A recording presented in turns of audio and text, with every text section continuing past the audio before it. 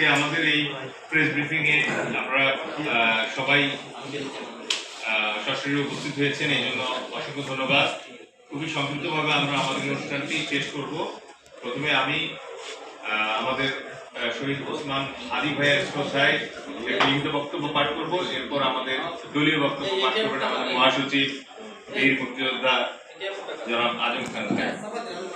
বক্তব্যের শুরুতেই আমি আজকের প্রেস ব্রিফিং এ আমাদের সাথে যারা যারা উপস্থিত আছেন তাদের পরিচয় করে দিচ্ছি। আমার সর্বডানে আছেন এয়ার ভাইস মার্শাল মফিজুল ইসলাম স্যার, মফিজুর রহমান স্যার।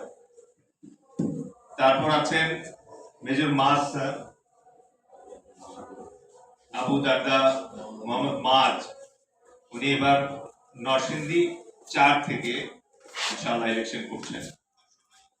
এরপর আমার ডানে উপবিষ্ট আছেন lieutenant general Sabbir Ahmed sir. আমার বামে আপনারা অলরেডি চেনেন সবাই, আমাদের দলীয় মহাসচিব বীর মুক্তিযোদ্ধা জনাব আজম খান ভাই। আজম খান ভাইয়ের পরেই আছেন আমাদের দলীয় এথিক্স কমিটি প্রধান, নৈতিক কমিটি প্রধান মেজর জেনারেল অবসরপ্রাপ্ত মাহবুবুল আলম স্যার। এরপর আছেন আমাদের ঝিনাইদহ ঝালকাঠি 1 আসনের এবারের এমপি পদপ্রার্থী মোহাম্মদ জসিমউদ্দিন তালুকদার।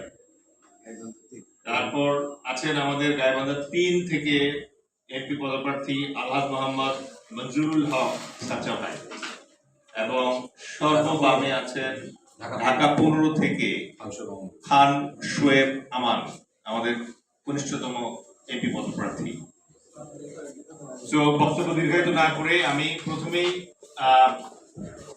আমাদের শহীদ ওসমান আদি ভাই ভারতীয় আধিপত্যবাদের বিরুদ্ধে আমাদেরকে যে ইন্সপিরেশন দিয়ে গিয়েছেন তার প্রেক্ষিতে কয়েকটি লাইন লিখিত আকারে এনেছি, সেটা পড়ছি। প্রিয় দেশপ্রেমিক ভাই বোনেরা, বর্ষা বিপ্লবের পর থেকেই আমরা দিল্লির যে আচরণ লক্ষ্য করছি তা কেবল কূটনৈতিক শিষ্টাচারের লঙ্ঘনই নয়, বরং আমাদের মহান সার্বভৌমত্বের উপর এক নগ্ন আঘাত। 5ই আগস্টের ছাত্র জনতার বিপ্লবের পর যখন বাংলাদেশ মাথা উঁচু করে দাঁড়াতে শুরু করেছে, তখন থেকেই দিল্লি তাদের হারিয়ে যাওয়া পুতুল সরকার বা শেখ হাসিনাকে পুনর্বাসিত করতে মরিয়া হয়ে উঠেছে। কিন্তু মনে রাখবেন, এদেশ 16 কোটি মানুষের দেশ, কোনো বিদেশি শক্তির করদ রাজ্য নয়। দিল্লি আজ আমাদের উপর এমনভাবে চাপ সৃষ্টি করেছে যা সমস্ত আন্তর্জাতিক ও কূটনৈতিক সীমা অতিক্রম করছে। অন্তত 3টি ঘটনা আমাদের চোখে আঙুল দিয়ে দেখিয়ে দিচ্ছে যে ভারত এখন উস্কানি ও অস্থিরতা উস্কে দেওয়ার পথ বেছে নিয়েছে। প্রথম ঘটনা, গত 2 ডিসেম্বর ত্রিপুরার আগরতলায় যা ঘটলো তা কোনো সাধারণ প্রতিবাদ ছিল না। বিশ্ব হিন্দু পরিষদের মতো উগ্রবাদী গোষ্ঠী আমাদের অ্যাসিস্ট্যান্ট হাই কমিশনে ঢুকে আমাদের জাতীয় পতাকা ছিঁড়ে পুড়িয়েছে এবং ভাঙচুর চালিয়েছে। ভিয়েনা কনভেনশন অনুযায়ী একটি দেশের কূটনৈতিক মিশন রক্ষা করার দায়িত্ব ওই দেশের সরকারের, কিন্তু ভারতের পুলিশ সেখানে কার্যত নীরব দর্শকের ভূমিকা পালন করেছে। এটি একটি পরিকল্পিত হামলা যার উদ্দেশ্য বাংলাদেশকে চাপে ফেলা।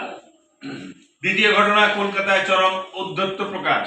29 নভেম্বর কলকাতায় আমাদের ডেপুটি হাই কমিশনের সামনে যেভাবে পুলিশের ব্যারিকেড ভেঙে প্রধান উপদেষ্টার পুষ্পতলিকা দাহ করা হয় এবং আমাদের জাতীয় পতাকাকে পোড়ানো হয়েছে, তা কোনোভাবেই কোনো সভ্য দেশ বরদাস্ত করতে পারে না।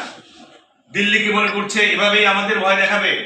আমাদের কূটনীতিকদের নিরাপত্তা দিতে ব্যর্থ হওয়ার পর আমরা তাদের ফিরিয়ে এনেছি, কারণ আমাদের আত্মমর্যাদার দাম সবচেয়ে বেশি।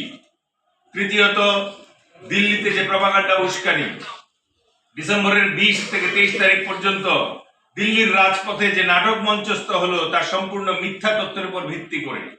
বাংলাদেশের সংখ্যালঘু নির্যাতনের ভুয়া অজুহাত দেখিয়ে বিজেপি ও বজরং দলের সমর্থকরা আমাদের দিল্লি হাই কমিশন ঘেরাও করেছে। ভারতের পররাষ্ট্র মন্ত্রণালয় এই হামলাকে প্রপাগান্ডা বলে উড়িয়ে দেয়। তখন পরিষ্কার হয়ে যায় যে তারা সত্য গোপন করতে চাইছে। কিন্তু কেন এই পরিস্থিতি? দিল্লি এখন পাগল হয়ে গিয়েছে, কারণ তাদের বছরের পর বছর লালন করা হেজেমনি বা আধিপত্যবাদীর চাকা এবার বাংলাদেশে এসে থমকে গেছে। শেখ হাসিনাকে বাঁচাতে তারা এখন ঢাকাকে আরো অস্থিতিশীল করতে চায়। তারা চাইছে বাংলাদেশকে বিশ্বের দরবারে একটি অনিরাপদ রাষ্ট্র হিসেবে চিহ্নিত করতে। একই কারণে আমাদের ভাই হাদিকে প্রাণ হারাতে হয়েছে। তাই এমন পরিস্থিতিতে আমাদের দাবি ও আহ্বান তিনটি। বিনা স্বীকৃতির মতো বিষাক্ত কণ্ঠস্বরদের রুদ্ধ করতে হবে। ভারতের সাবেক হাই কমিশনার বিনা স্বীকৃতির মতো যারা দিনের পর দিন বাংলাদেশের বিরুদ্ধে বিষোদ্গার করছে এবং টক শোতে বসে মিথ্যাচার করছে, তাদের আন্তর্জাতিকভাবে বয়কট করতে হবে। এই বিষাক্ত কণ্ঠস্বরগুলোই ভারতের সাধারণ মানুষকে বাংলাদেশের বিরুদ্ধে প্রতিদিন উস্কে দিচ্ছে। 2. Global engagement. আমাদের এখন সময় এসেছে বিশ্ববাসীর কাছে ভারতের এই আগ্রাসী ও উস্কানিমূলক চেহারার মুখোশ খুলে দেওয়ার।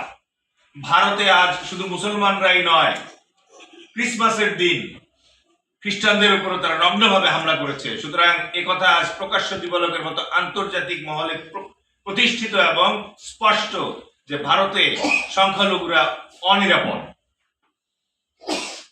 জাতিসংঘ সহ আন্তর্জাতিক মহলে আমাদের জোরালো ভাবে বলতে হবে যে ভারত একটি প্রতিবেশী দেশের কূটনৈতিক মিশনের নিরাপত্তা দিতে ব্যর্থ এবং তারা এই অঞ্চলে অস্থিতিশীলতা তৈরি করছে।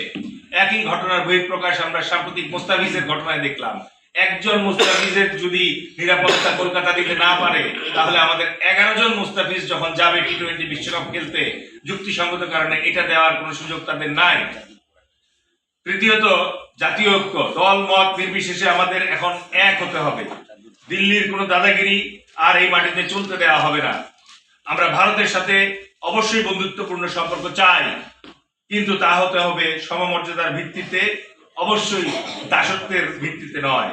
দিল্লিকে জনতার দলের পক্ষ থেকে পরিষ্কার বলে দিতে চাই, আপনারা শেখ হাসিনাকে আশ্রয় দিয়েছেন, সেটা আপনাদের ব্যাপার, কিন্তু তাকে বাঁচাতে গিয়ে যদি বাংলাদেশের সার্বভৌমত্বে হাত দেন, তবে সেই হাত পুড়িয়ে দেওয়ার সাহস ও শক্তি এদেশের মানুষের আছে। বাংলাদেশকে আর ডুবিয়ে রাখা যাবে না ইনশাল্লাহ।